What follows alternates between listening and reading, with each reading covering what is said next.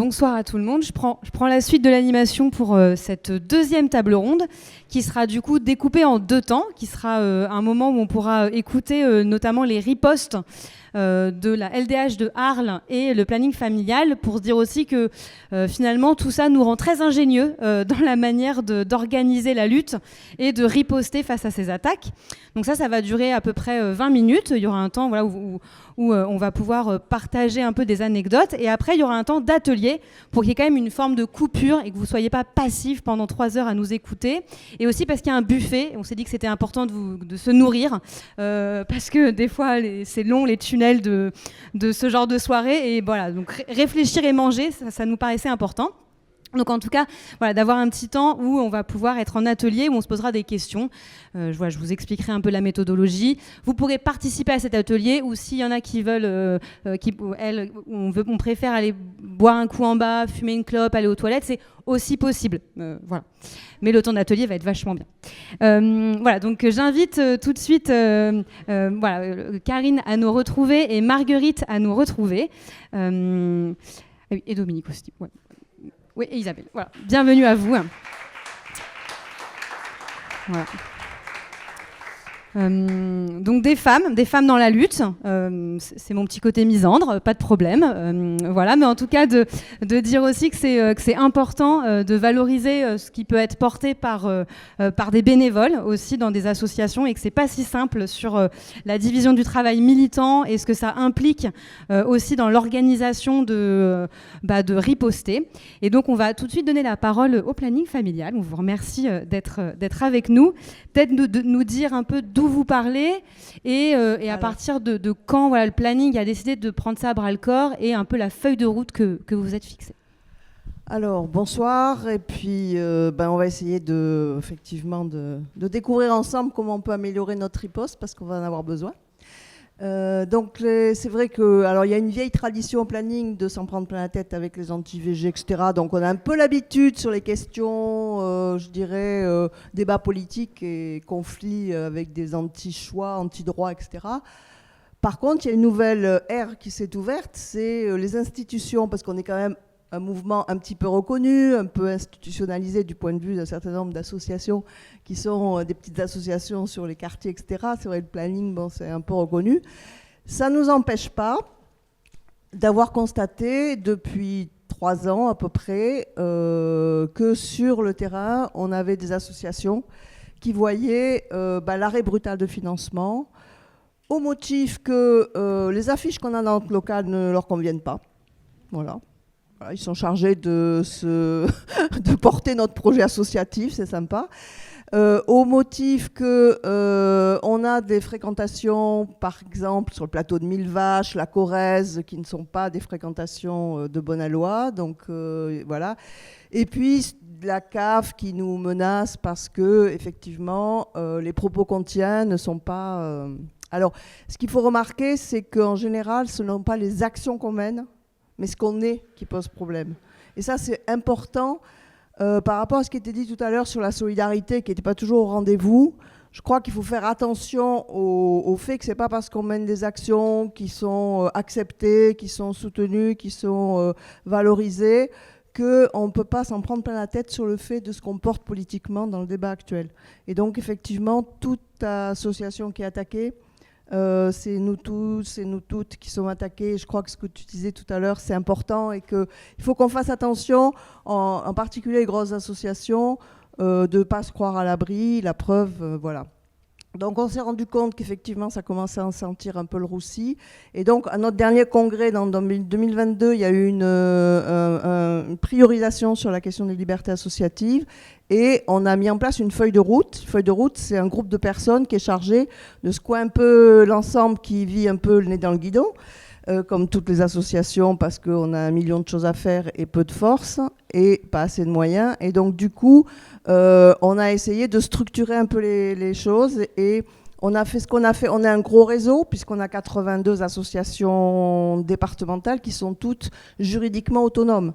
Donc ça veut dire que quand on s'attaque à une association du département, c'est le mouvement qui est touché en tant collectif politique, mais juridiquement, c'est l'association départementale.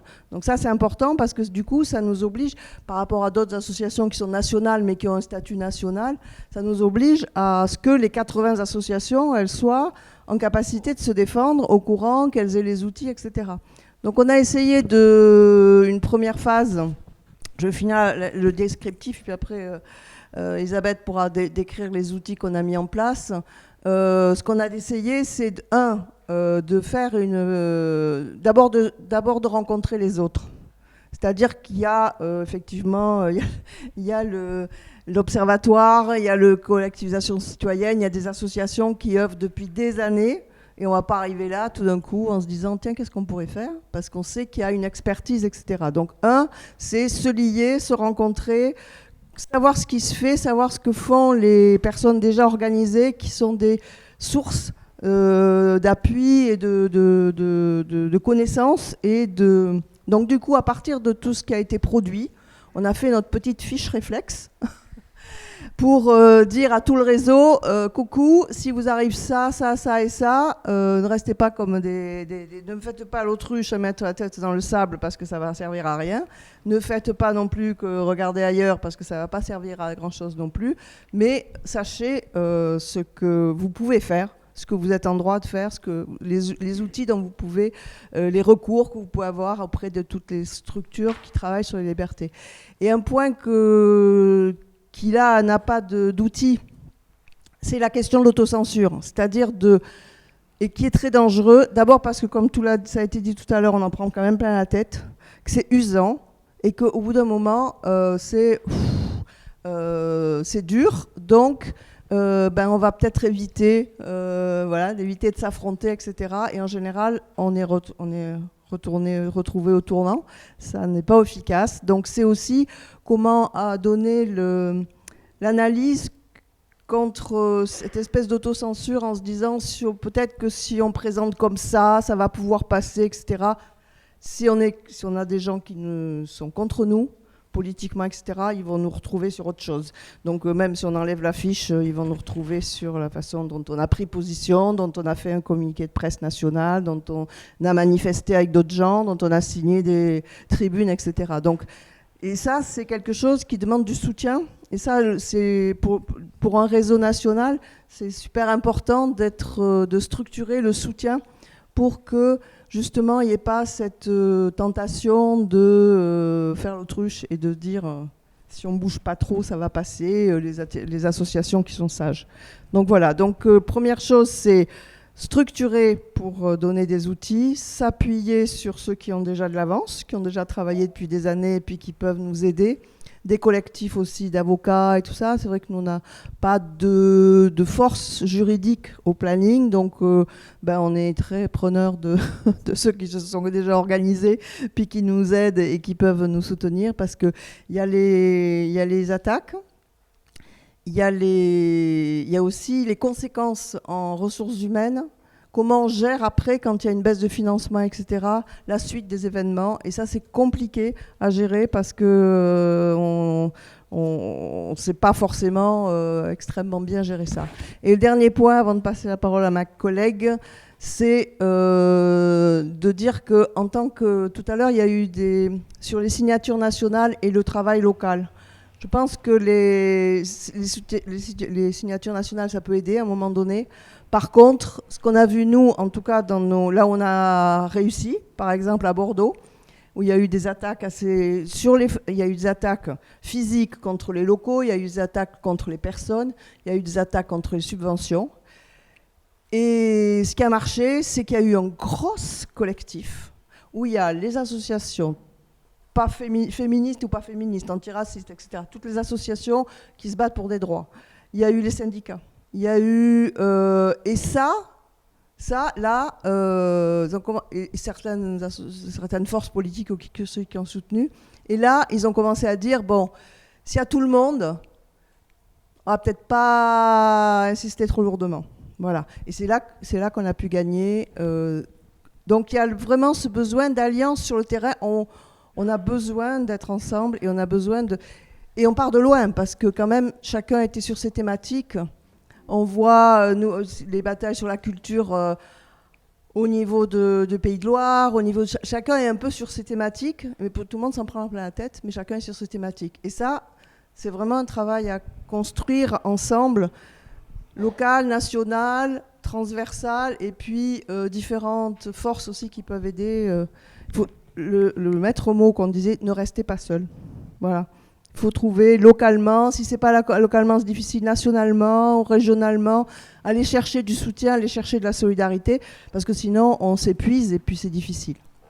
Donc peut-être Elisabeth peut partager les outils qu'on a. Oui, il faut qu'on se dépêche. Alors, oui, donc il se trouve que ce n'était pas notre cœur de métier, comme on dit. Hein. Nous, c'est IVG, avortement, les anti-choix, l'extrême droite, on connaît bien, mais les libertés associatives, je ne pense pas que quand on a commencé à militer, on s'est dit qu'un jour, ce serait notre cheval de bataille de fond. Donc ça a été voté au Congrès, et depuis, on a organisé déjà au sein du mouvement deux choses. Deux premières journées où on a eu plusieurs personnes qui sont ici, qui sont venues, en 24 pour sensibiliser le mouvement et faire un espèce d'inventaire. Parce que, effectivement, avec l'indépendance de chaque association départementale, il y avait un peu peut-être cette impression, c'est un peu interpersonnel, c'est notre DDRFE, c'est notre préfet, c'est notre... Bon. Là est apparue l'idée, même à l'occasion, de faire une liste des affreux préfets ou des affreuses... voilà. Ça, c'était en janvier 24. Donc là, on a fait plutôt, à ce moment-là, un inventaire des problématiques. Et on s'est aperçu que pour les institutions, finalement, tout ce qui a été dit dans la première table ronde, là, on les a tous eus, nous. Hein. On a eu une fois les préfets, une fois les DRFE, les ARS. Alors, avec des choses qui maintenant nous apparaissent dans le détail beaucoup plus subtiles. Genre, pas l'ARS qu'on rencontre au moment de la négo, mais les techniciens de l'ARS qui disent... Alors, on est un mouvement féministe quand même, inclusif. Si vous utilisez l'écriture inclusive, c'est même pas la peine, votre dossier passera pas.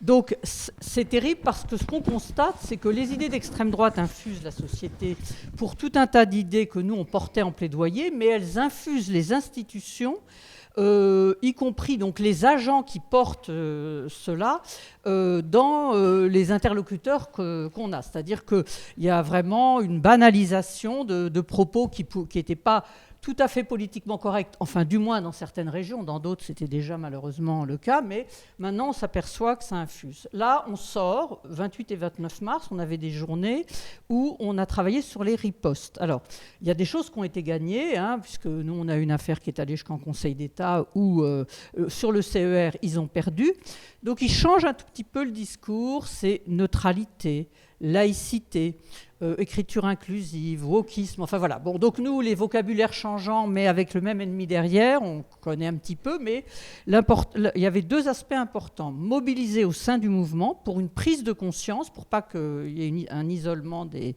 différentes associations. Donc ça, c'est un travail qu'on fait donc depuis 22, mais qui s'est beaucoup intensifié ces derniers temps.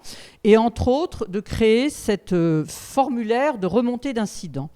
Et qui arrive au national, c'est-à-dire que nous, la feuille de route, on doit être mis au courant, et on a travaillé là pendant ces 2 jours sur les attentes. Hein, on avait quand même 5 associations départementales qui sont venues témoigner, la Creuse, le 14 avec la CAF, donc la Creuse, le Pâteau de Millevaches, Bordeaux, la Drôme, où c'est les centres de santé départementaux qui ferment, mais aussi on leur baisse de 20% leurs subventions. Donc, nous, on vit là des choses un petit peu inhabituelles, et puis beaucoup aussi de ce que vous avez décrit précédemment, c'est-à-dire des non-réponses. Donc, ce qu'on a appris là en travaillant collectivement, c'est la possibilité d'apprendre à se défendre juridiquement. Par exemple, on n'avait pas pensé à, quand on n'a pas de réponse écrite, l'enregistrement téléphonique. On sait que c'est pas, on nous dit que c'est pas légal, mais en réalité, si on n'a pas d'autres preuves, c'est mieux que rien. Hein.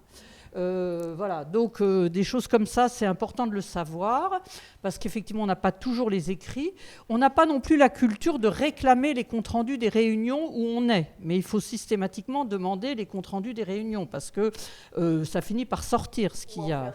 ou en faire un et dire vous validez ou vous validez pas, mais une fois que c'est écrit, c'est quand même écrit. Hein. Voilà. Les ripostes, donc, c'est de construire au sein du mouvement une prise de conscience et des outils pour que ça remonte systématiquement en même temps aux fédérations, aux nationales, et qu'on puisse... Et à l'Observatoire des libertés associatives, on a demandé aux associations si elles en étaient d'accord. L'autre idée, c'est aussi, au-delà du recensement, de faire, par exemple, une lettre type, des flyers presque prêts à imprimer où il n'y a plus qu'à rajouter le lieu, enfin des outils, des tracts, tout prêt, parce qu'on a beaucoup constaté l'état de sidération, c'est-à-dire ce que on décrit tous, là, mais ça prend de l'énergie. La personne qui se reçoit, parce que nous, les poupons ensanglantés, les assassins, etc., avec l'IVG, on est habitués, mais on a déjà connu ce que ça peut créer sur une association. Quand vous êtes... beaucoup de forces vives dans une grosse association, il y a toujours quelqu'un qui va avoir le sursaut. Quand vous êtes 3 malheureuses bénévoles et que la salariée elle est là depuis 6 mois, elle arrive, elle constate un truc, ou qu'on vous dit que vous avez préparé pendant des semaines un festival et au dernier moment on vous interdit d'y aller, que vous aviez des locaux qu'on vous les retire, que la subvention qui payait la moitié de votre salaire va être retirée, y compris pour les personnes qui vivent ça sur le terrain, c'est extrêmement sidérant. Et donc, ce qu'on s'est dit, c'est qu'il fallait construire des outils presque prêts à l'emploi pour que dans l'état de sidération, on mutualise nos outils. Voilà. Et prendre soin de nous. Ça a été dit par plusieurs, voilà. De dire, c'est vrai, faut penser à la solidarité, et aussi quand il y a plein de gens qui viennent et on dit finalement le préfet, il nous a réunis. C'est aussi ça, c'est-à-dire à un moment donné, savoir qu'on n'est pas tout seul et qu'il y a une solidarité. Ça ne résout pas toujours le problème de la subvention ou de l'accord, mais en tout cas, ça évite d'être désespéré ou de baisser les bras. Le tout dernier point que je voulais signaler, c'est qu'on en a été là, le week-end dernier, à se dire, en termes de ressources humaines, quand dans la Drôme, ils ont 14 personnes qui représentent, enfin, même plus que ça, presque 18 personnes qui représentent 7 équivalents temps plein, puisque c'est des horaires à temps partiel, qu'il va falloir diviser sur 7 lieux différents. Il y a faire les choses, nous, on tient à être un employeur féministe et militant, mais comment on fait quand il faut diviser 15 heures de travail avec 3 lieux et des temps de déplacement dans un département rural, parce que nous, on est quand même répartis sur beaucoup de grosses villes, mais aussi beaucoup de départements ruraux. Voilà, c'est pour dire qu'il faut qu'on réfléchisse aussi aux conséquences quand on a des salariés. J'espère qu'on n'a pas pris trop de temps. C'est parfait et c'est précieux aussi, ça donne de l'énergie. Enfin, voilà, je pense que c'est aussi ça, c'est d'être inspiré par le fait que malgré que ça nous tombe dessus, voilà, on lâche rien, quoi.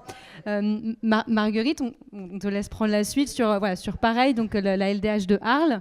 Voilà, à toi la parole. Oui, il faut peut-être que je rappelle. Oui. Ça marche là ? Ouais. Oui, carrément, vas-y. D'où est parti d'où tu parles, d'où est partie la lutte et qu'est-ce qui vous a poussé à mettre en place une action sur le territoire ? Voilà, nous, donc on est une section locale de la LDH à Arles et nous étions, puisque c'est du passé maintenant, domiciliés à ce qui s'appelle Maison de la vie associative. Il y a énormément d'associations à Arles, il y a presque 400 associations, c'est une des villes de France, je crois, où il y en a le plus. Et cette maison de la vie associative est très commode puisqu'elle offre 2 salles pour une somme très très modique à l'année, dans lesquelles nous avons possibilité de passer des films, possibilité d'imprimer des flyers. Et donc c'est c'est très pratique, c'est très central et c'est accessible aux personnes qui ont des problèmes physiques. Donc jusque-là, ça allait plutôt bien. Malgré quelques petits... On est en fait, oui, depuis plus de 20 ans, on est dans cette maison de la vie associative. Et je rappelle que la LDH d'Arles existe depuis 40 ans. Tout allait plutôt bien, à part quelques petits signaux faibles qui nous ont échappé, puisque cette maison de la vie associative, dans laquelle est arrivée une nouvelle directrice qui a remplacé celle qui a eu des jumeaux, a décidé de reprendre les choses en main. C'est une dame qui est dans le monde politique depuis très longtemps et qui est, je vous dis pour l'anecdote, grande maîtresse de la confrérie du riz de Camargue, bon, entre autres, qui n'est pas particulièrement à gauche, je vous le signale. Et donc, elle a refusé des impressions de flyers, par exemple, une association amie qui avait, pour la fête du 21 juin, marqué fanfare militante. Ah, elle a dit non, militant, c'est pas possible, c'est politique. Donc, on n'imprime pas le flyer pour cette association.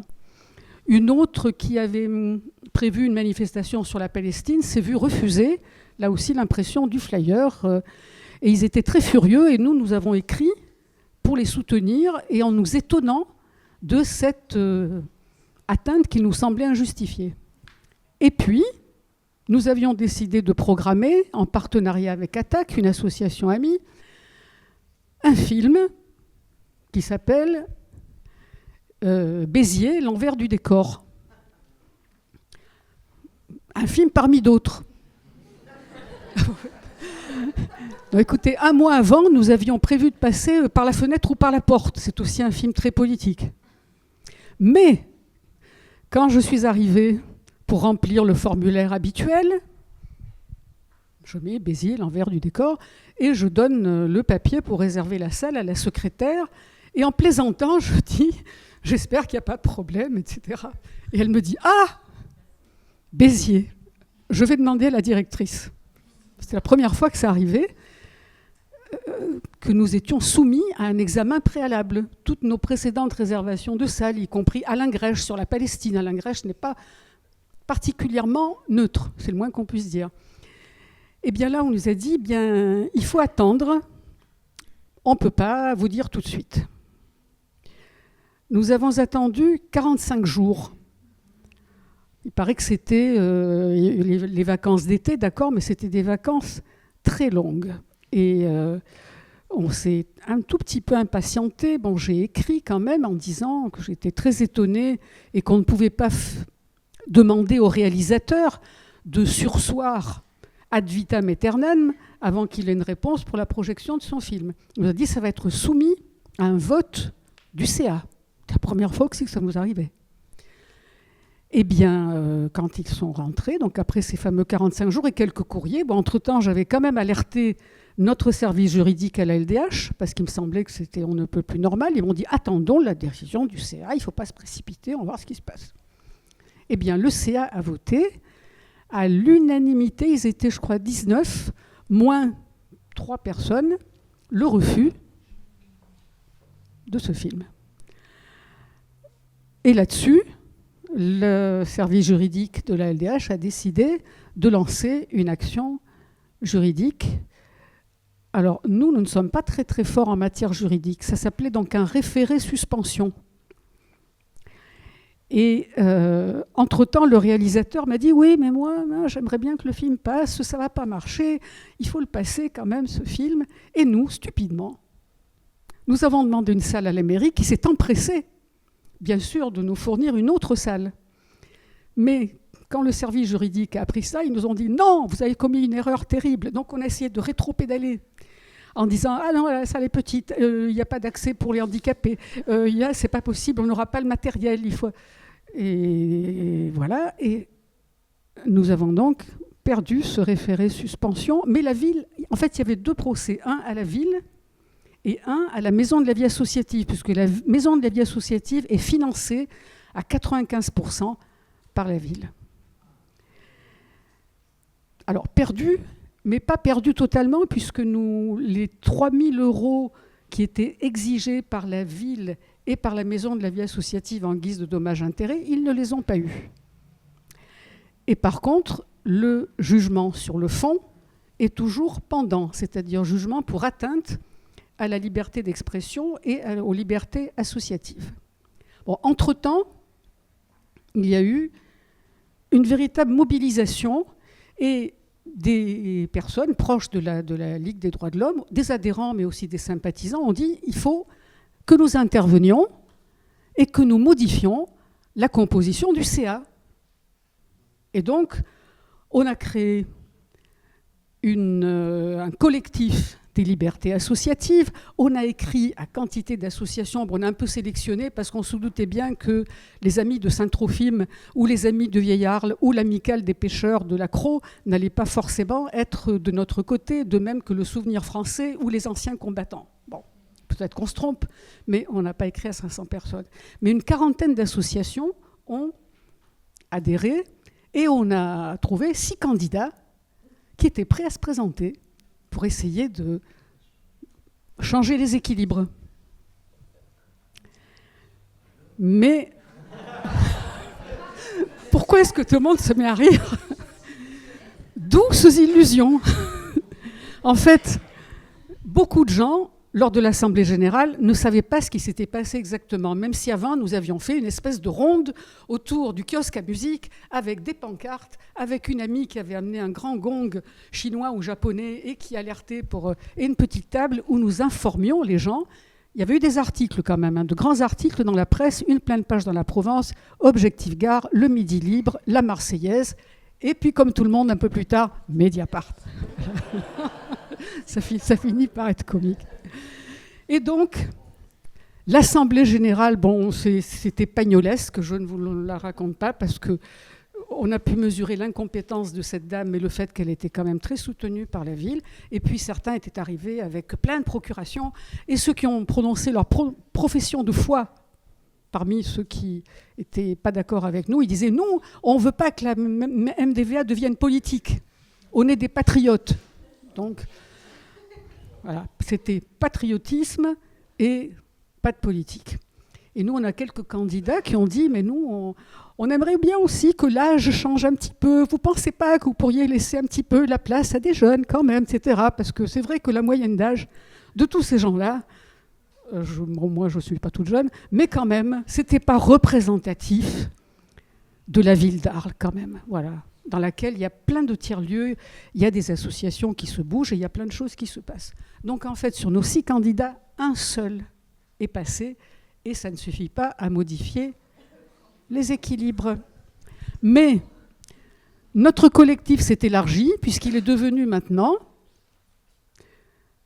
collectif des libertés syndicales, associatives et citoyennes. Car la CGT, qui est menacée d'être virée de la Bourse du Travail, a décidé de se joindre à notre juste combat, un peu critiqué par certains qui disent « Attention, on ne veut pas que la CGT récupère la LDH parce que la LDH doit rester libre. » On dit « Nous, on reste libre, mais on n'a rien contre la CGT et on garde chacun notre identité, mais on a des causes communes. » Donc voilà, j'ai avancé. On est allé aussi manifester massivement. Il y avait beaucoup de monde, il y avait beaucoup de LDH aussi qui ont signé, beaucoup de simples citoyens d'Arles aussi qui nous ont écrit en s'étonnant, manifester un jour de conseil municipal et nous sommes même entrés dans la salle du conseil municipal. Il y a eu beaucoup de photos et le maire m'a dit, mais, parce qu'on était nez à nez, il ne m'a pas dit, vous avez voulu passer un film gênant, il m'a dit, vous nous avez attaqués. Et j'ai dit, mais monsieur de Carolis, puisque c'est monsieur de Carolis, le droit au recours existe. Lui-même ayant d'ailleurs été devant la justice et ayant rétorqué à ce moment-là qu'il ne s'était pas enrichi personnellement, donc le genre de propos que vous connaissez un petit peu et qui reviennent, il n'y a pas longtemps d'ailleurs. Donc voilà où nous en sommes. Le côté positif, c'est que nous trouvons des lieux, nous trouvons des salles, des associations amies nous accueillent et nous avons beaucoup de public. Et nous avons presque doublé le nombre de nos adhérents, ce qui est une bonne chose. Et voilà.